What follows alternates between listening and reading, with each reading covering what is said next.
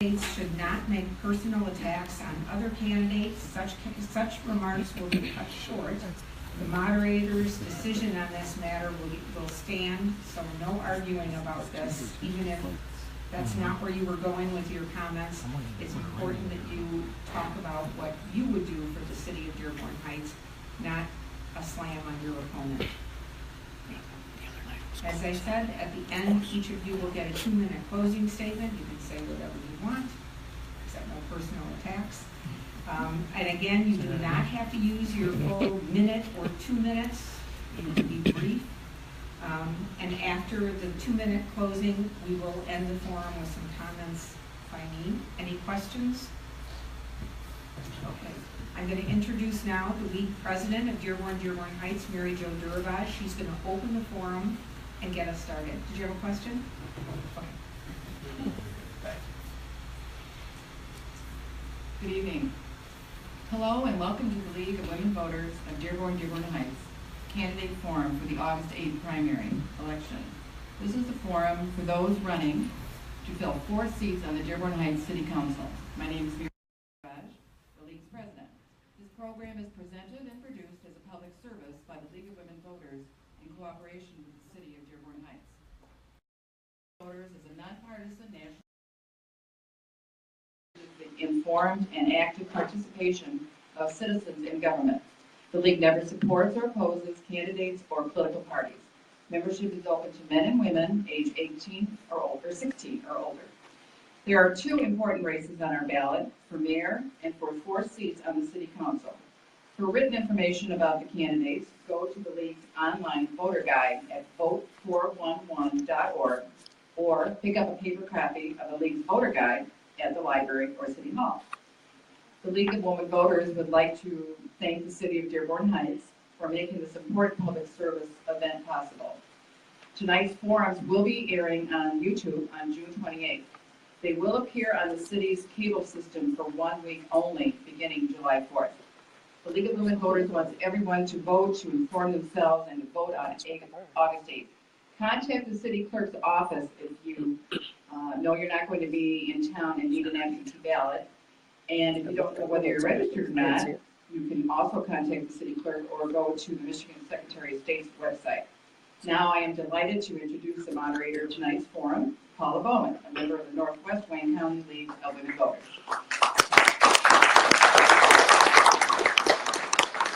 Hello, everyone.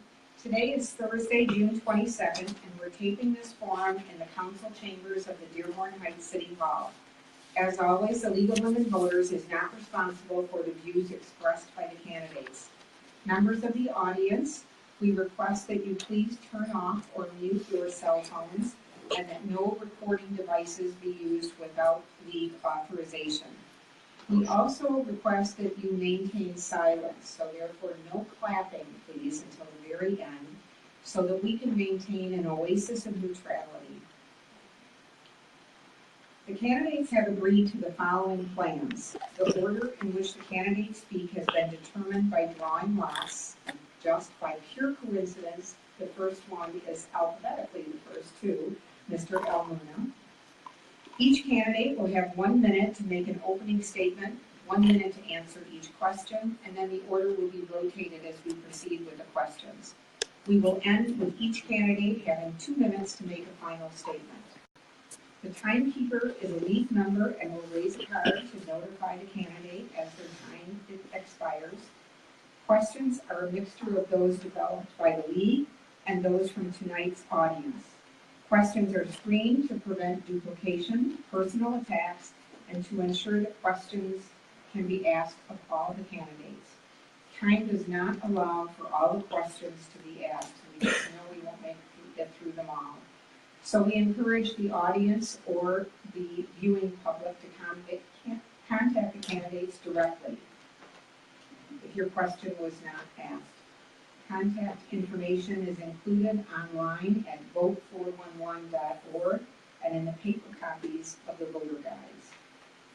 11 candidates will be running for the city council race in the primary. There are 4 positions. Voters in the primary will be asked to vote for 4, and then the 8 top vote getters will general election.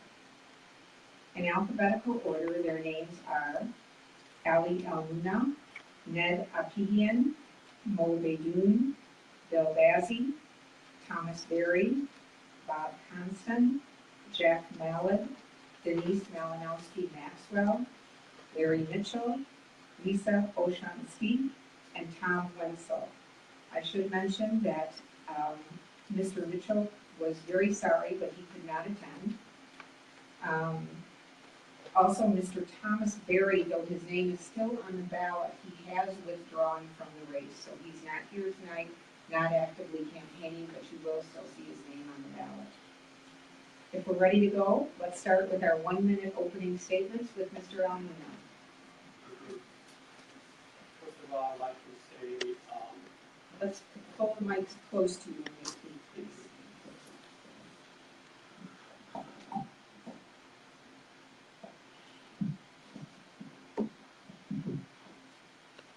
hello everyone. First of all, I would love to say thank you for the League of Women for this lovely opportunity to be here to represent myself and in the near future to represent the city of Dearborn Heights, the people of Dearborn Heights, and the community. And I would love to see you on election day, and then I need your help to vote for me. And thank you for your participations. Thank you all. Thank you, Mr. Apigian. I am a former council person. Would you speak into the mic, please?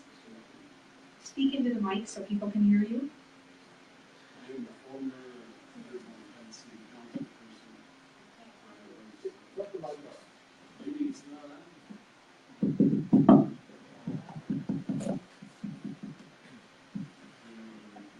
Go ahead and start over if you could. I am a former city council person in the city of Dearborn Heights. Won a special election and a rep for a non-full term and one full term.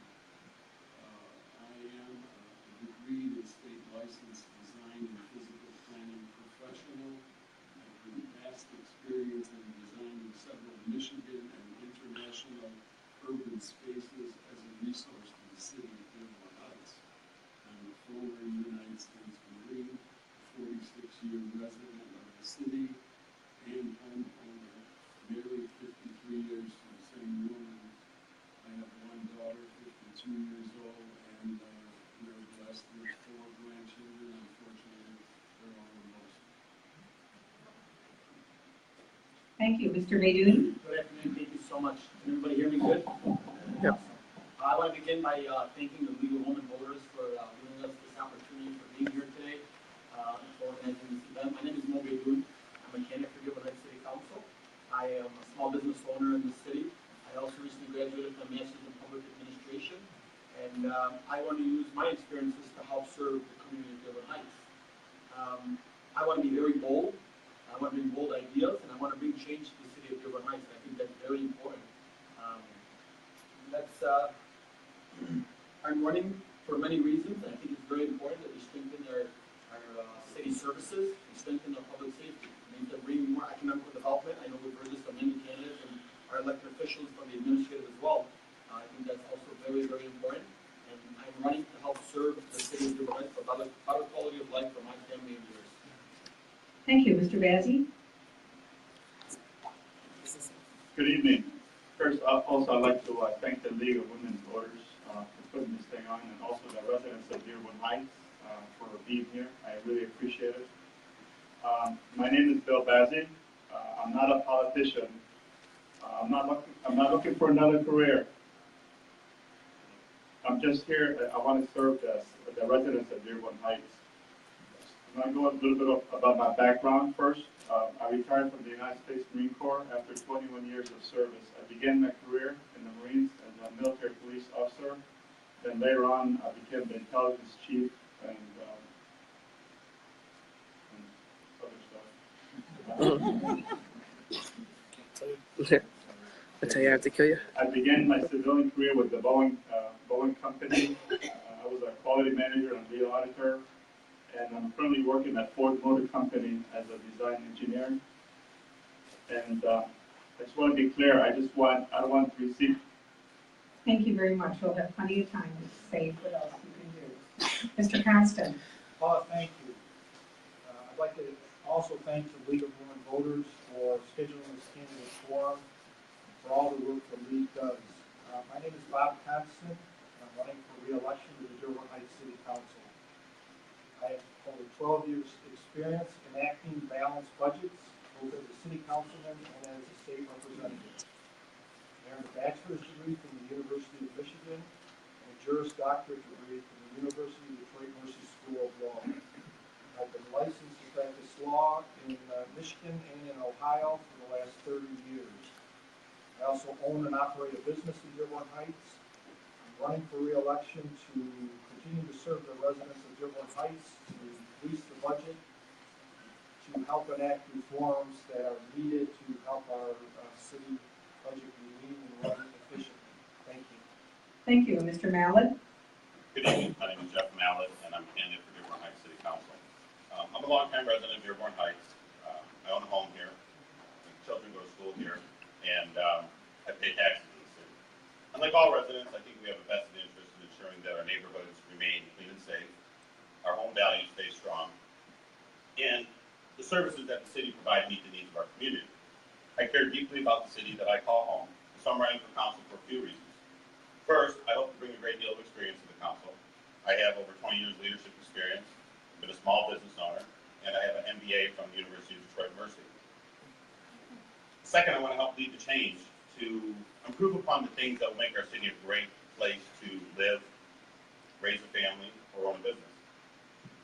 And then finally, I think I can make a difference by offering new ideas and perspectives to challenge us to think differently on how we will lead our city towards future growth and prosperity. Right on. Thank you. Ms. Maxwell. Thank you. Yes, I'd like to thank everyone for coming out tonight. My name is Denise Malinowski Maxwell. I'm a longtime resident of Dearborn Heights. I graduated from Medina University, majoring in business management. I am alumni of Henry Ford Community College, and I also graduated from Crosswood High School in 1978. And I even went to the old Brainerd Elementary School, which is a bank now. I retired from AT&T. During that time, I was a team leader, also a union steward, and a chief union steward at CWA. I was a licensed real estate agent for 19 years and a general contractor in the building of my personal homes. I am one of the founders of Crosswood Staff, which is a multi-year class reunion. I am a charter member of the Crosswood Alumni Board. I also volunteered as a float judge for many years. I'm a longtime member of St. Linus Church. I volunteer on a regular basis at St. Francis DCC Church in Detroit, and I belong to the PLA Post number 16, and I also am a homeowner in the city of Dearborn Heights. Thank you. Ms. Oshansky. Hello. Thank you for coming out this evening to the League of Women Voters, and I'd like to thank them for putting on this forum and allowing me to get to know us better. My name is Lisa Behrens Oshansky. Who will appear on the ballot as Lisa F. Oshansky. It's a easy name to remember. I like to tell people we sound like the Polish leprechauns.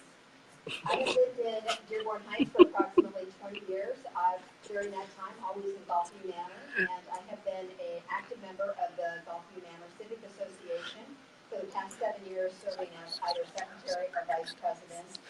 I believe this job and what I bring to it is a nonpartisan viewpoint.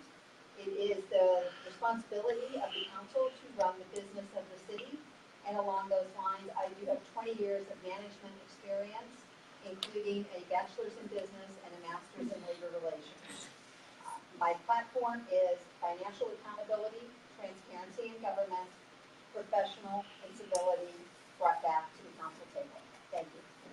Thank you. Mr. Wenzel. Hi, I was brought up. Could I ask that you be seated, please? Could you be seated, please? Okay. Thank you.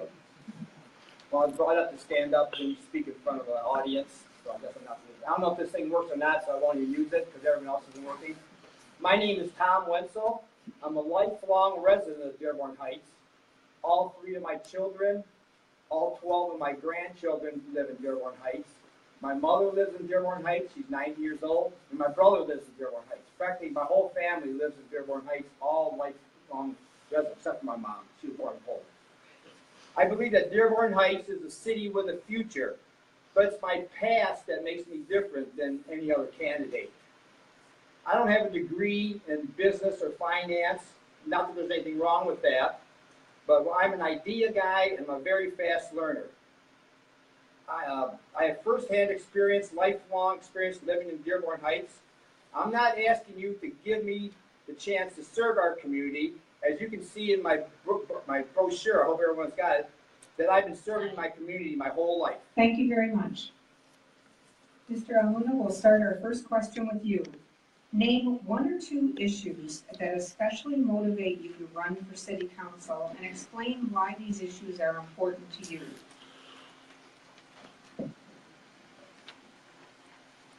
As a real estate in the state of Michigan, professional, dealing with the public, selling homes and buying homes and putting on the market commercial, residential properties. I have seen a lot around the city of Dearborn Heights.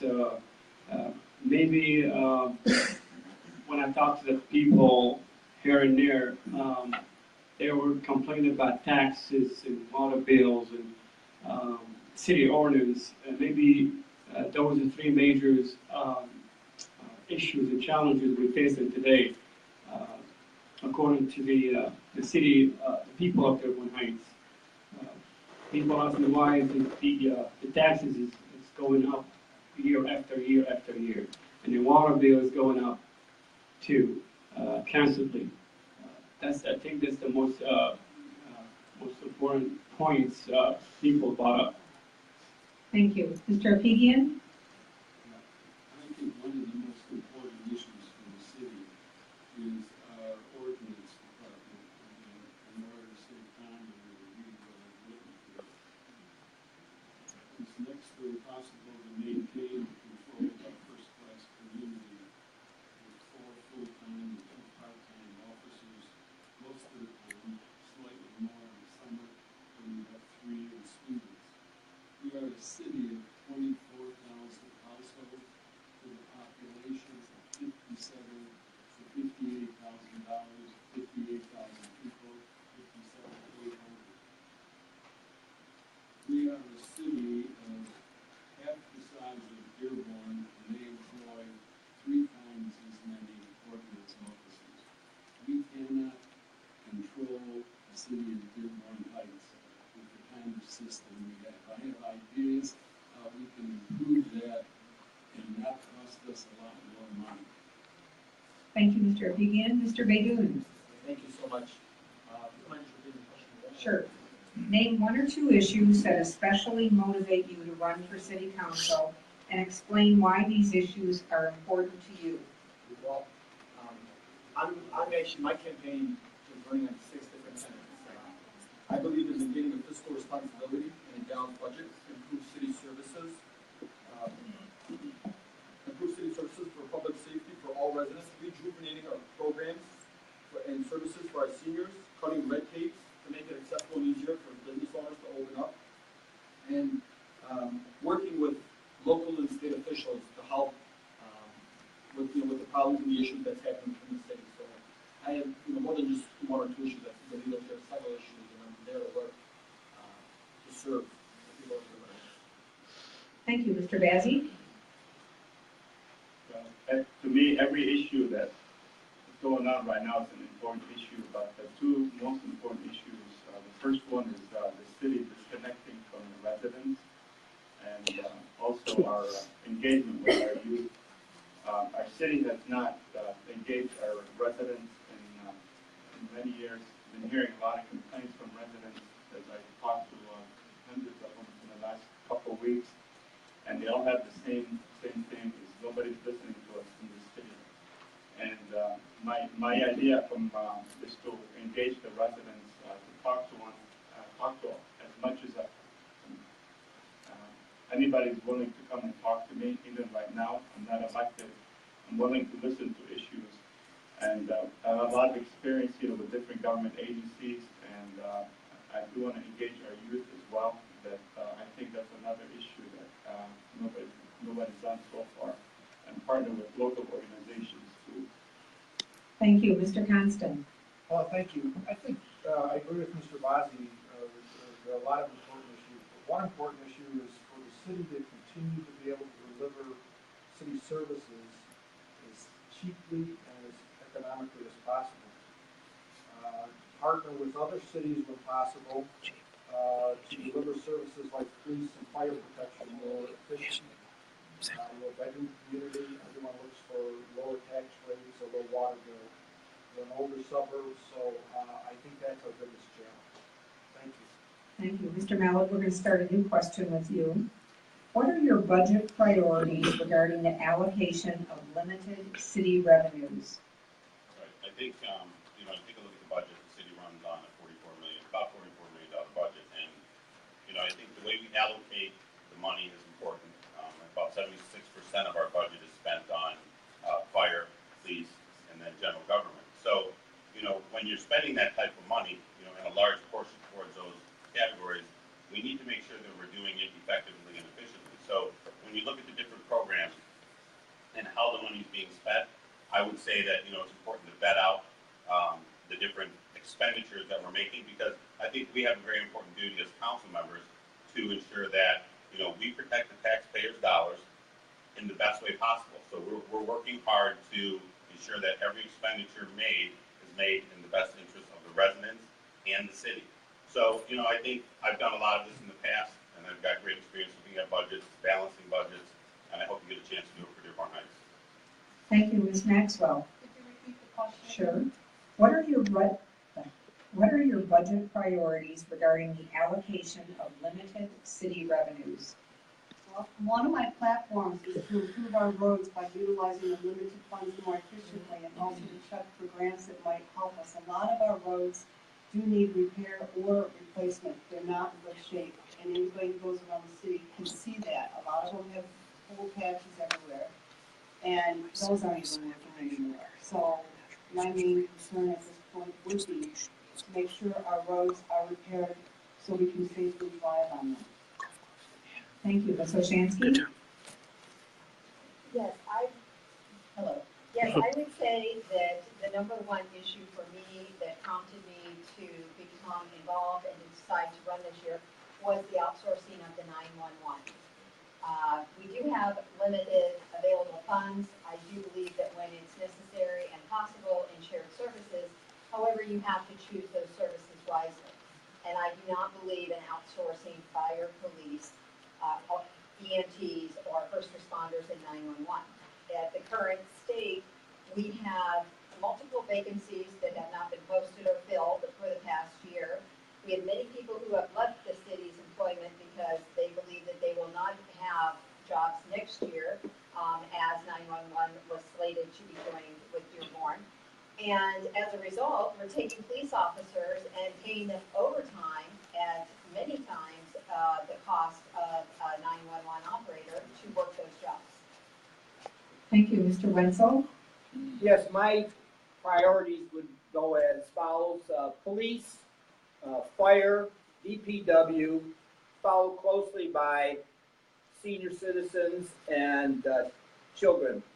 My mother being a senior citizen, I'm aware of all of the trials and tribulations that they're faced, the senior centers, the condition of the senior centers. And being involved with children's sports for the last 40 years, I've seen enrollment of sports from the kids go from, in Dearborn Dance Club, from about 1,800 down to about 500 now. And that's an exaggerated thing, 500, might even be 300. And what the people are looking for nowadays is a safe community where they can raise their kids and have sports programs for them, and a place for the seniors to have activities and a safe environment for everybody. Thank you. Mr. Higgin, we'll start this next question with you. What is your position on the sale of the Warren Valley Golf Course? Not being on the council, I understand or know some things that the county government doesn't. But to me, it makes absolute sense to buy 255 acres for $1.8 million. I know what I would think about how I would do it, but I'm absolutely positive about sense. It gives the city a place to have a future municipal center instead of tic-tac little buildings all over the place. Use the microphone, please. Can't hear you. Yeah, so I can't be any more positive about it. I'm sure there's details about it that I know I'm not aware of based on what I've heard.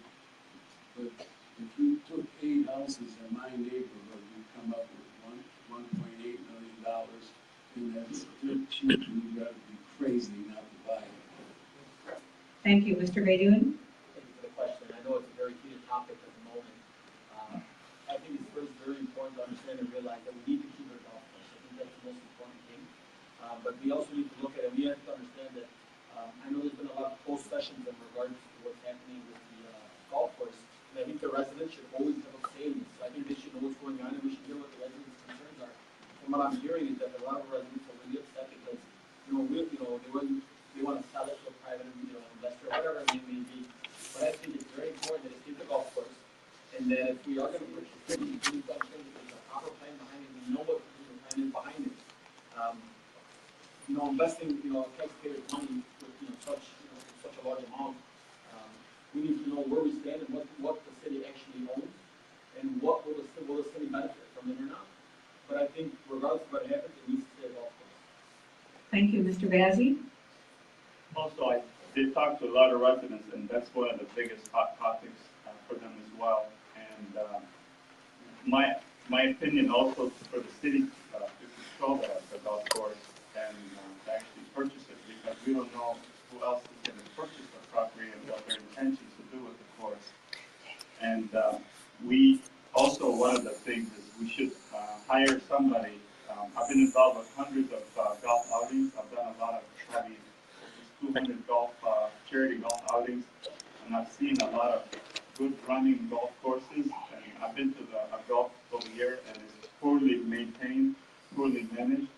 I even tried to do an event over there. It took them 2 weeks to get with me. So obviously it's poor management. So I think we should control and hire a company, a contractor to come in and run it efficiently. And right now it's not efficient. Thank you, Mr. Constant. Well, thank you. To answer the question directly, I'm against Wayne County selling the golf course. I hope that Wayne County would continue to operate it as a public golf course and operate it efficiently and take care of it. But it appears that it's not an option, and so Wayne County is going to continue to own other public golf courses. They want to sell the golf course. So the city of Dearborn Heights is faced with 2 alternatives: either for the city to buy it and maybe sell or resell parts of it to businesses, and also to maintain the green space and hopefully maintain the golf part of it. As other candidates have mentioned, I think the price is very reasonable. I think the golf course is built on a floodplain, so as far as selling it to a developer and building houses, that would not work. Thank you. Thank you. Mr. Mallett, same question about the golf course? Yeah, I mean, I think, we've already made a decision as a council and as a city to, move forward with this project. So I think there's a couple things. First, we need to have a really good plan on what we're going to do with this thing. And I think that it was brought out that, the plan is to keep it as a golf course. So if we're going to do that, it's important to, make sure we got a budget in place for how we're going to manage the dollars that are going to be spent on it. And then ensure that, there's some good due diligence done to protect, again, the taxpayer dollars, not to overspend money where it's unnecessarily needed. And then, just to ensure that, if we're going to go out and outsource, bring somebody in to manage it, that we got, a good plan in place to bring the right people in to manage the course. But in the end, I mean, the city's decided to do this to, protect our interests, protect our residents' interests, and we need to listen to the residents and have a good plan in place to ensure that that golf course remains a nice piece of property within the city of Dearborn Heights. Thank you. A new question for you, Ms. Maxwell. How would you enforce or change rental ordinances to ensure proper upkeep and accurate registration? Well, I think we need to address that because it seems to become a major problem in our city with the increased amount of rentals we have. I think we need more people to police that, hire extra people for the rentals alone, because it seems to be a big backup when the owner requests an occupancy, and they have to wait, and sometimes they don't wanna make the tenant wait, for the inspection, therefore the person moves in before it's inspected properly, and that causes a whole nother problem. Also too, we should ask the owner to put some kind of bond up, that if the property has to be maintained by the city for whatever reason, let's say grass or, to trim, bushes and stuff, that it comes out of that bond, or we just need to be more strict on the rental properties, because there seems to be more and more. Thank you. Ms. Oshansky? Thank you for the question. I am not only a resident of Dearborn Heights, but I'm also a landlord in Dearborn Heights, so I feel very qualified to answer this specific question. In the past 4 years, there have been many changes made to the Dearborn Heights ordinances with regards to rental homes. For instance, in years past, you only had to get a certificate of occupancy when you changed residence. Now you have to get a new certificate of occupancy every 3 years as an owner. So as a landlord, I actually have to pay a fee every 3 years for an inspection. And surprisingly, for instance, I bought a rental home 4 years ago. It passed with flying colors. Somehow this year they found $900 worth of work. Fine, no problem, you do it. But I think that the bigger issue is that there are many rental homes that are not registered as rental homes. And for that, I would like to see us improve the database between the assessor's office and ordinance. Thank you, Mr. Wenzel. Yep. For sure. I too was at one time a landlord, and it's a tough job because obviously you got to keep the property updated and looking good. And I found out that the best thing you could do is have the tenants have a voice, have the tenants get a hold of the city when there's an issue. Because the landlords aren't going to come up to the city and say, hey, my tenants have a problem, I need to fix it. It's up to the tenants themselves to come forward to the city and let them know that there's an issue with the property. So somehow we'll have to promote that either on the website or something. If you're a tenant, feel free to contact your city government if any issues. Because there's so many houses out there. I was told one time how many rental houses are. It's unbelievable. It's mind-boggling how many houses in Dearborn Heights are for rent. So I think the tenants are the main answer to this question. Thank you, Mr. Almuno. I'm not just I'm a homeowner of the Dearborn Heights since 2010. And also I'm a realtor in the state of Michigan. I sell a lot of houses in Dearborn Heights and Dearborn. And by law in the state of Michigan, there's contractors between the landlord and the tenants. There's a rules and regulations involved in that contract. Everybody needs to be obeyed. Some people sign a contract and does not care about their loans and they're maintaining their property up to code. And then what are we facing now is we need to enforce, especially tenants of Dearborn Heights, to do their job, to maintain their property accordingly. Rules and regulation is to be furnished to all people in the residential Dearborn Heights. Thank you. Mr. Baden, a new question for you. Dearborn Heights has only half of the acreage of parks per person that Wayne County has. How would you enhance parks and green space in Dearborn Heights? Well, it's one question. I think it's very important that we need to continue to rejuvenate our parks. We want to expand our parks because we know that we don't want any of our children or even anybody that wants to go for a walk to be anywhere like on the main roads and things of that nature.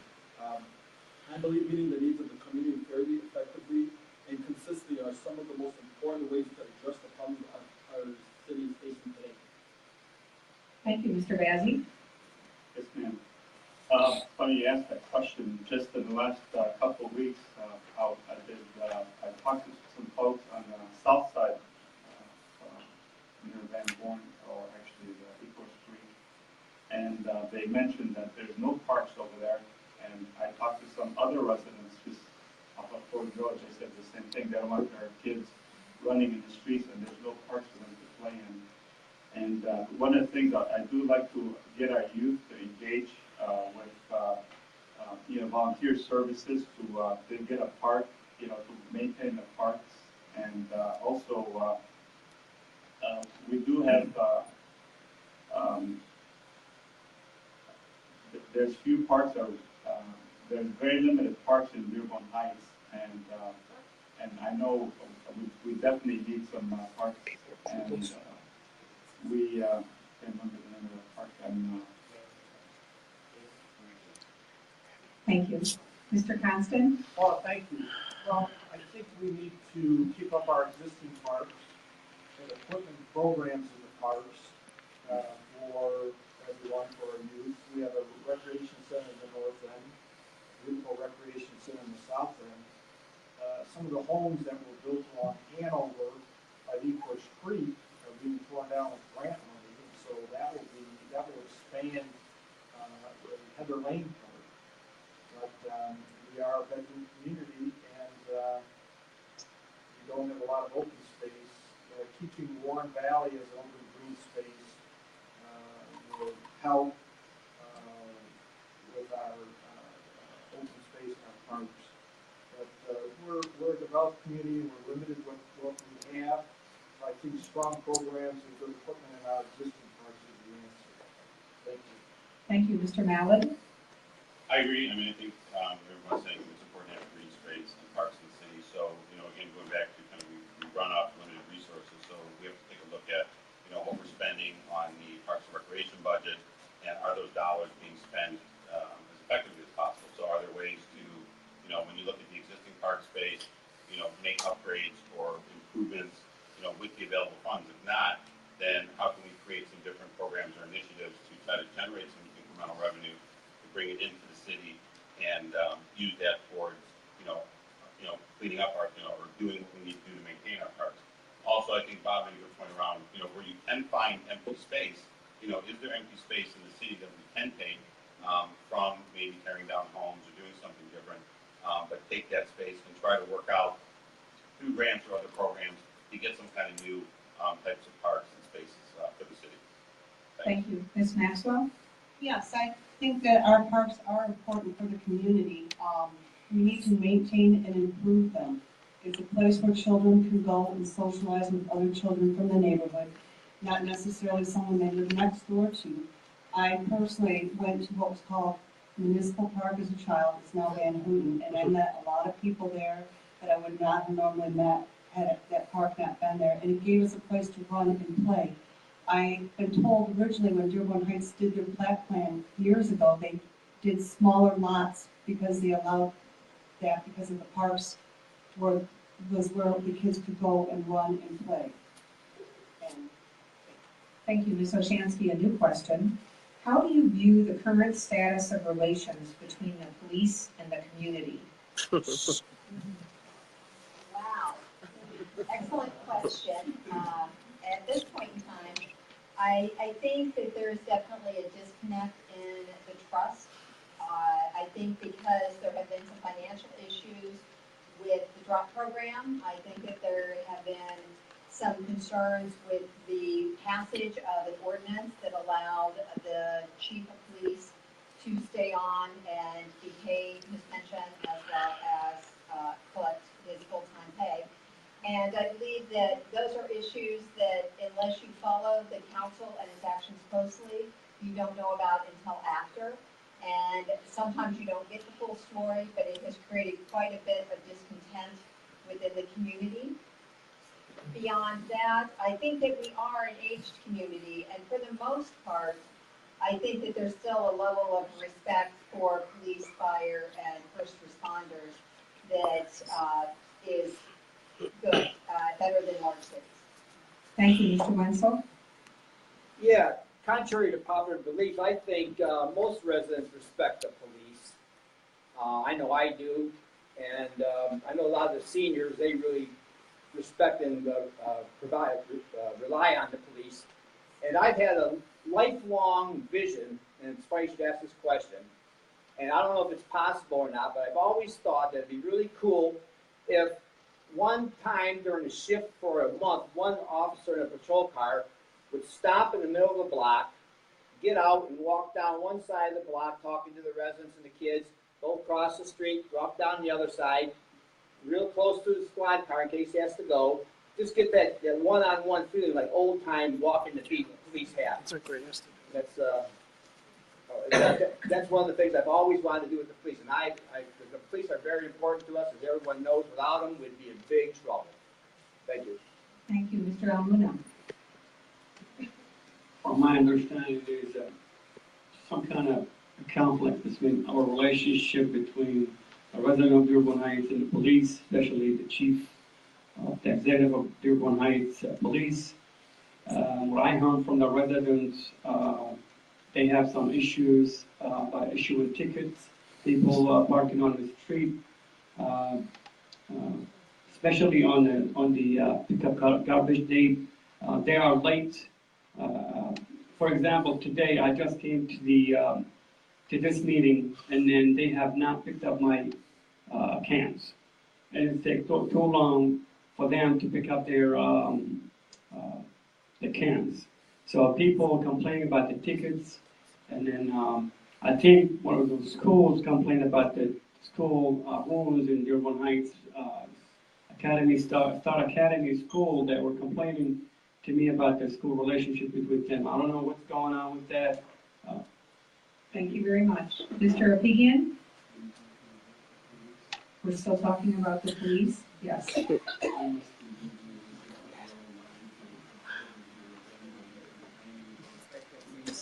If you could talk really close to the mic. Move the mic forward.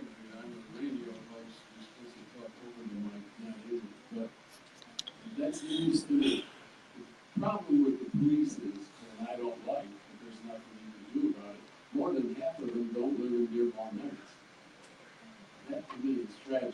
They're supposed to be protecting you, but they like to live someplace else. But that has to do with state law, and perhaps law can explain to the rest of us as a former state rep.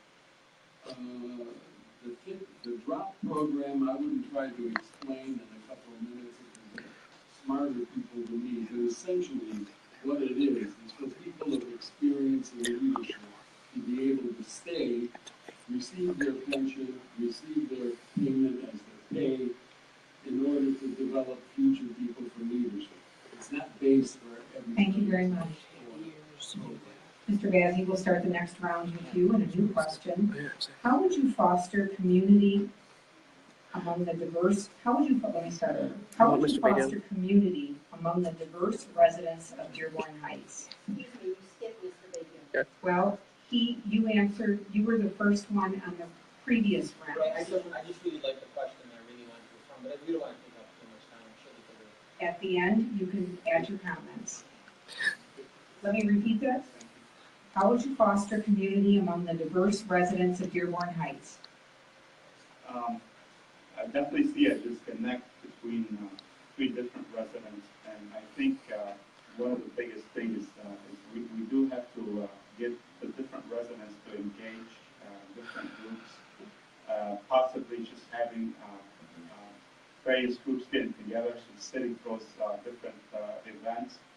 And I know a lot of residents have an issue, everything's happening on the north side, but nothing happens on the south side, so that kind of causes disengagement. So I think what we need to do is have engage the whole community, the whole city, is have maybe alternate, have different events between, let's say, the Canfield Center and maybe something on the south side, just to get all the residents engaged and get to know one another. And they do actually, I think that's very effective. We've tried it before on various communities, places I've served overseas. Thank you very much. Mr. Constant? Well, thank you. That's a very good question. I think Dearborn Heights is becoming more diverse than it was. And I think diversity is very important. Former councilwoman, now Judge Marty Van Houten started a diversity commission. We have a disability commission, several other commissions. I think our community service groups do what they can to help residents of diverse backgrounds meet each other, get know each other, not to fear each other, and understand everybody's culture and background. Our schools and activities at our schools, which the city council has nothing to do with, are also very important. But I think diversity is to be fostered and encouraged and strengthened in Dearborn Heights. Thank you. Thank you, Mr. Mallett. Thank you. I think we should always be willing to work together, listen, and act upon, each other's ideas and opinions. I think diversity is very important. Starting at the government level, when we take a look at our different departments throughout the city, do the people that work or are part of the government represent the community in which they serve? And so, where you can develop programs to, increase diversity and inclusion within city government, then that can trickle down into the community. And then we need to engage our community to get a good understanding of, what diversity means for us. So as communities change, we need to understand what that change is, and then bring others in to get a good understanding and come up with some different initiatives or programs where we can help really foster the idea of diversity, throughout the city, through the residents, and through the government. Thank you. Ms. Maxwell. Yes, I would encourage residents to meet each other. I mean, we have I would encourage neighborhood groups where residents could meet each other and compare notes and find out what's happening in the different areas. And I think part of it is we need to encourage programs that mix the different groups together, starting at the senior center all the way down, and educate them on the different cultures so we can understand each other better. Thank you. Ms. Oshansky? Yes, I believe that we do need to bring people together. I myself grew up in a very small town of 3,000 people. And one of the issues that we have with our government right now in Dearborn Heights, I believe, is transparency. And I would like to bring that small town feel to the city of Dearborn Heights, because quite frankly, when you grow up in a small town and your neighbors are unhappy with something you do on council, they're going to track you down at that program. They're going to track you down after church, and they're going to come knock on your porch. So you need to be open and transparent about why you vote the way you do, what information you have, why you are making the decisions you are, and the thought process that went into it. Additionally, I believe that, like with Gulfview Manor Civic Association, we have, thanks to Lisa Hicks Clayton, created a teen action council, which goes into the community every spring and every fall and does yard cleanup for senior citizens and disabled. And that is a great way to bring all of the young people of Dearborn Heights together. Mr. Wenzel, a new question. What one talent do you bring to the council that will make the council complete? Well, like I said in my opening statement, I'm a lifelong resident of Dearborn Heights. I've been involved in literally probably hundreds of activities in Dearborn Heights my whole life, from children to senior citizens. I see everything. I deliver Meals on Wheels. I'm in the sports programs. I'm highly involved in my church. I'm in the government. I'm a planning commissioner. I'm a Parks and Recreation commissioner. I'm a Demolition Board of Appeals commissioner. I'm very involved with all the ins and outs of the city in the back end, where people don't notice what's going on. And I work with all the volunteers all the time, people behind the scenes that don't get any credit, and that's why it makes me valuable to be on the city council. Thank you, Mr. Almuda. I believe it's very important for the city council to be close, especially to our youth around the city of Dearborn Heights. I believe there is a gap between the city council and then our young people. Our young people is our future. We have to work on that and then open a dialogue, maybe have more conference, maybe more festivals, maybe more meetings. They have a lot of issues and challenges, especially when it comes to dealing with drugs. And I'm a member of the Coalition of the Safe in the state of Michigan. What I'm hearing from our member in the coalition is that it's about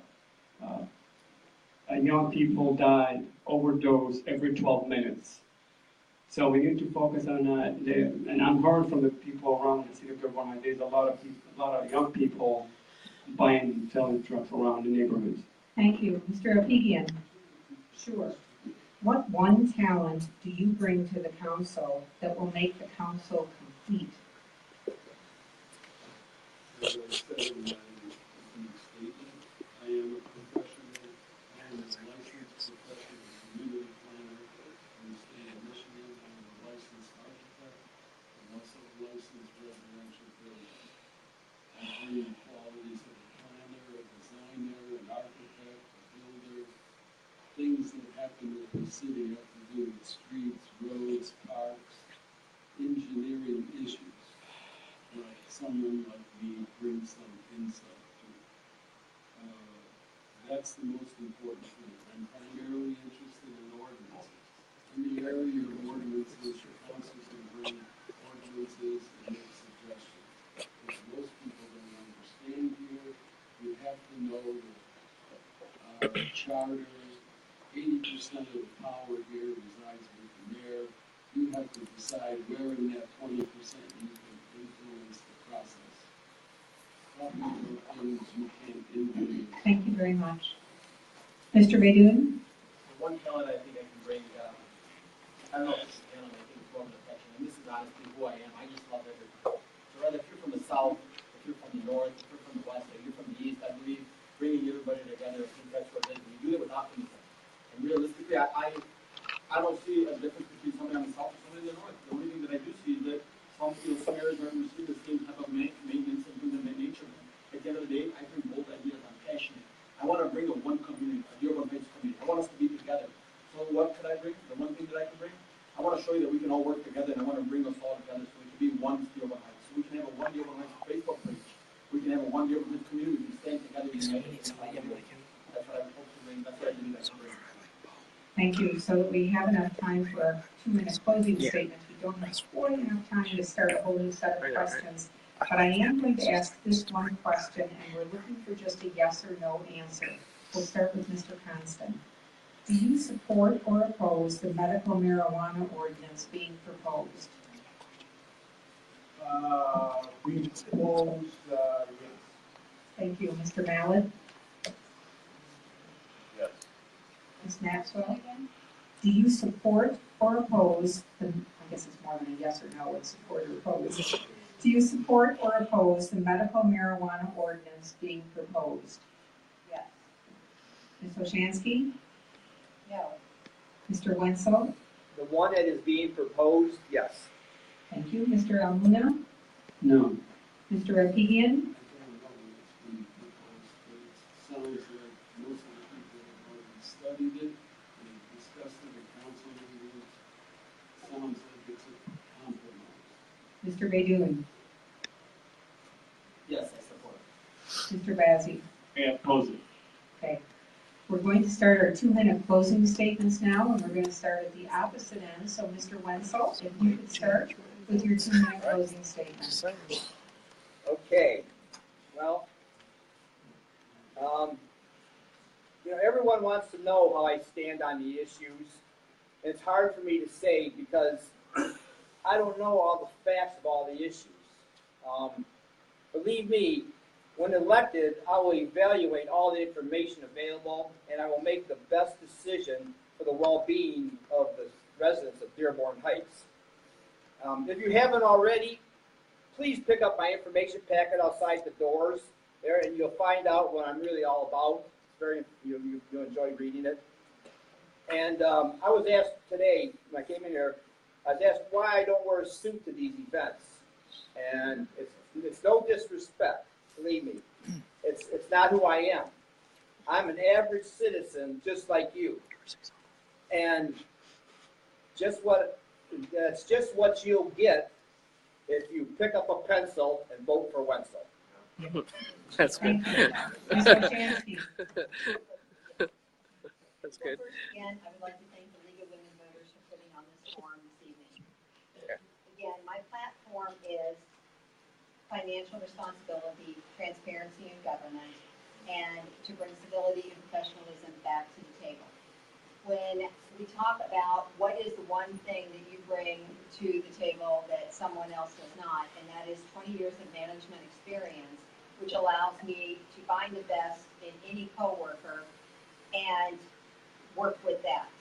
And I think it's fair to say we've all worked with people we wouldn't invite into our home for dinner. But when you walk into that conference room and sit down at that table, you have to recognize that they are there for a reason also. Someone saw value in their skill set, and you need to work with that skill set and bring it to the best of the community or to the corporation's benefit. I also believe that I would like to say something about the medical marijuana proposal. I oppose it because I do not like the way that it has been proposed. We are dealing with only one of the 5 different issues with medical marijuana. I think that calling the dispensary proposal is misleading. We are talking only about growing operations. And the reason that I did not like the proposal is because it does create some liability on the part of the city. And we have to be aware of that. You have to look at any business case and say, I can afford to buy it, can I afford to operate it? And that is going to require a great deal more discussion and legal debate. So I actually was at the study session last night, and that is the reason that I oppose it, not because I'm taking a position on whether medical marijuana is right or wrong. That having been said, I would ask to allow me to earn your vote over the coming weeks and months, and please don't forget to get out on August 8th. Thank you. Ms. Maxwell, your closing statement? Yes, I'd like to take the time to thank the League of Women Voters, which I've been a member and a supporter of for many years. Also, I'd like to thank the residents for attending and those at home watching this on TV. My main concerns are to improve our roads by better utilizing the limited funds more efficiently and to also check for grants that may help us. I also ask that we enforce codes equally across the board. I also would support a contract that would include City Hall being open 5 days a week for the residents. I have the time and energy to serve you. I know what is best for the city of Dearborn Heights, and I know I can make it better. Thank you, Mr. Mallett. Thank you. And I would also like to thank the League of Women Voters for inviting us here tonight. I think this is a great opportunity to get out and be able to answer some questions. I'd like to qualify my answer as well on the medical marijuana. When I say yes in that we have to take action. I was here also listening to the study session. So yes means we need to do something, whether it means the ordinance as is or changing an ordinance, but we have to, have the leadership to make a decision and decide what we're going to do with it. So I support taking action, and without really being on the council or knowing a lot of the details behind it, besides sitting through a few of the meetings, at my end, I would need to get a better understanding of, what exactly it will mean, what will be the benefits. But in the end, we need to do what's in the best interest of the city and our residents. So my campaign message is simple. My top priorities are going to be fiscal responsibility and transparency, protecting our neighborhoods, providing quality services for our residents. I think increasing economic development and growth is very important. But most importantly, I can promise you I'll work hard, to represent and serve you, the residents of Dearborn Heights.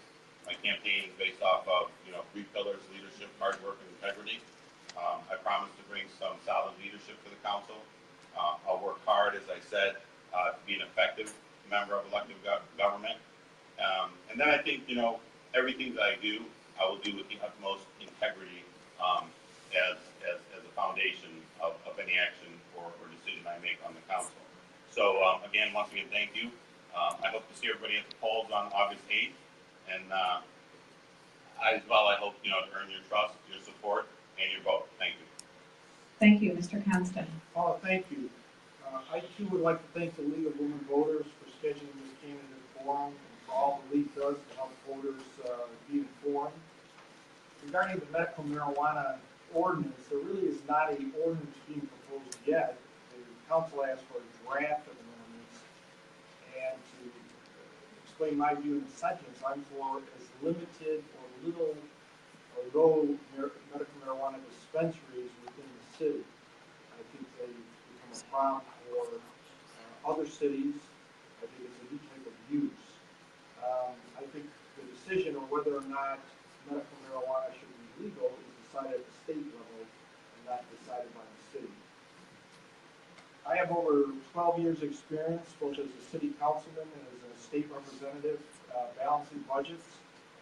I believe my background in business and in state and local politics gives me the knowledge and experience necessary to make the reforms that are needed now in the city of Dearborn Heights. I have both a bachelor's degree from the University of Michigan and a Juris Doctorate degree from the University of Detroit Mercy School of Law. I'm a licensed attorney and I own a law practice in the city of Dearborn Heights.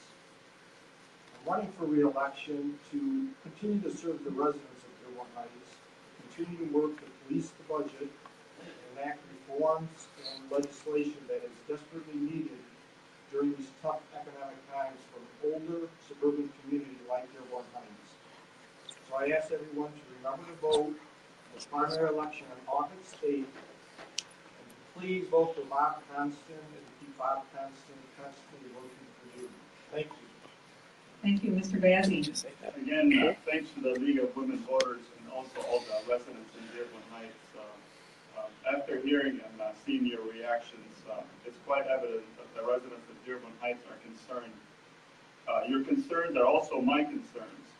Listening to your concerns, I will work with to both establish and implement effective measures to address all matters and resolve all issues using my analytical military, my corporate leadership experience.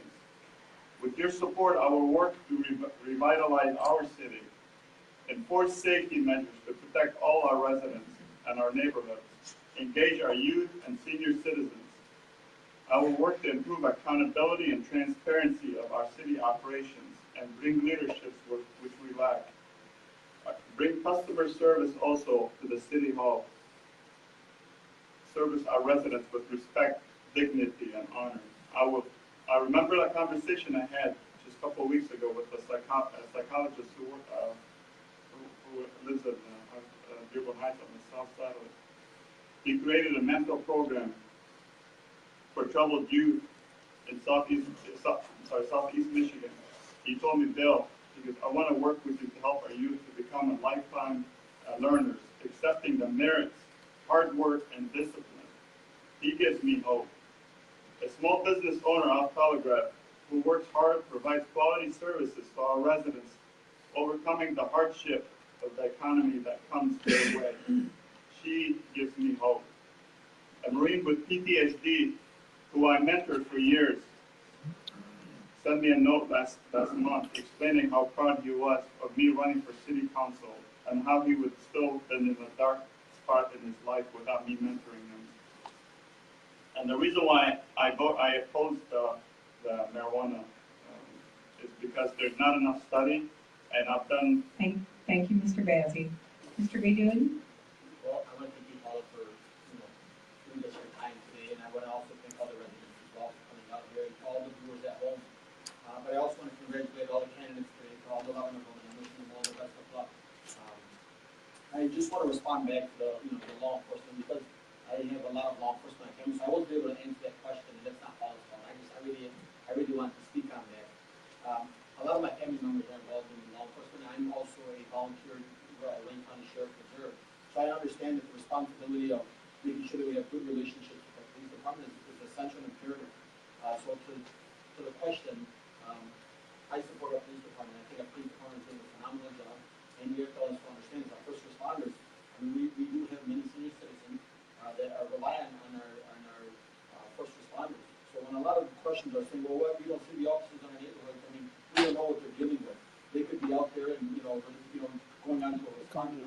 But, to understand that, to assume that they're doing nothing, is just out of the question. I think our police department is doing a phenomenal job, and, being as Wayne County Sheriff Reserve, you come to realize what we deal with, or what these officers are dealing with on a day-to-day basis every single day. So I want to first start by saying I want to congratulate the police officers and thank them as well as our fire department. With my closing remarks, come August 8th, you have a choice, and I hope that you can think of Mo Bedoun, and you can vote for me, go with Mo. Come August 8th. And I hope consequently, in the future, come November, you can also go with Mo, and I look to serve by building more transparency for our residents. Now our residents to see who we are, because we're one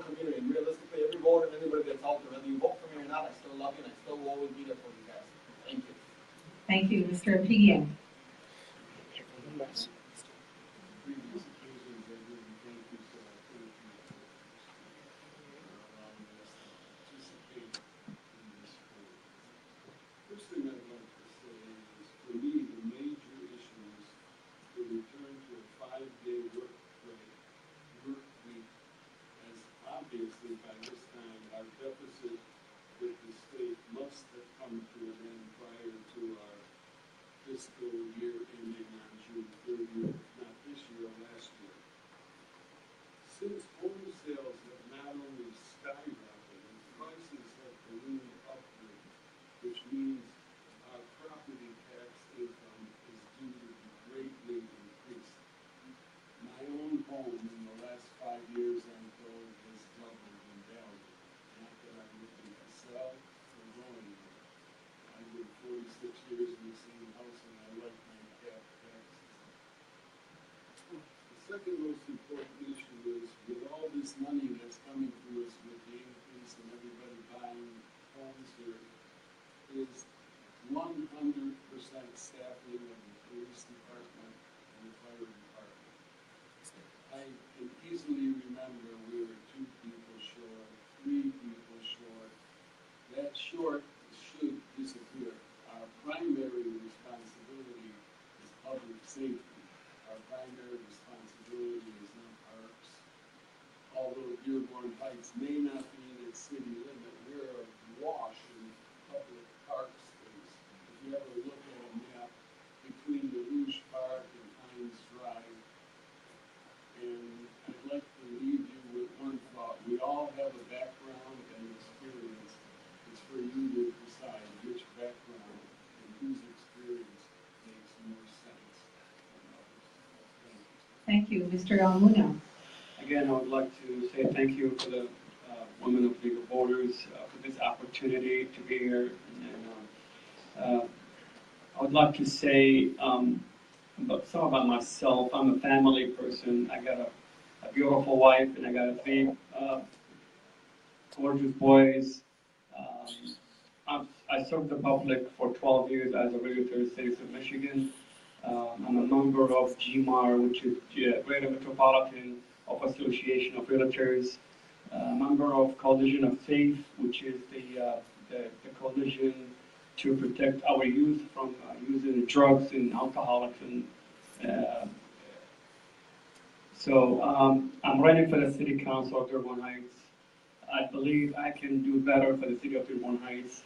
And I believe people need to be treated the way you like to be treated. I would treat the people of Dearborn Heights with integrity, responsibility, purposivity. I look forward to see you on August 1st for the best of Dearborn Heights, the people of Dearborn Heights, and the community. And thank you for your participation, thank you for your efforts, and thank you all. Thank you. The polls will be open on August 8th from 7 a.m. to 8 p.m. Absentee ballots are available at the city clerk's office. We urge you not to forget to vote, and remember that primary elections are important. They're your first choice when choosing your council people in November. Candidates, we certainly appreciate your commitment, the commitment it takes to run for office, and we would like to thank you and also the audience for the very good questions. We are going to take a short 5-minute break before we start our mayoral forum, but I wanted to pass along a note here that the National Weather Service has issued a severe thunderstorm warning for our area. The storm is expected to reach the Dearborn Heights area about 8 o'clock. The storm is expected to bring heavy rain, lightning, and Run. 60 miles an hour. I think this means you should all stay here for the mayoral forum.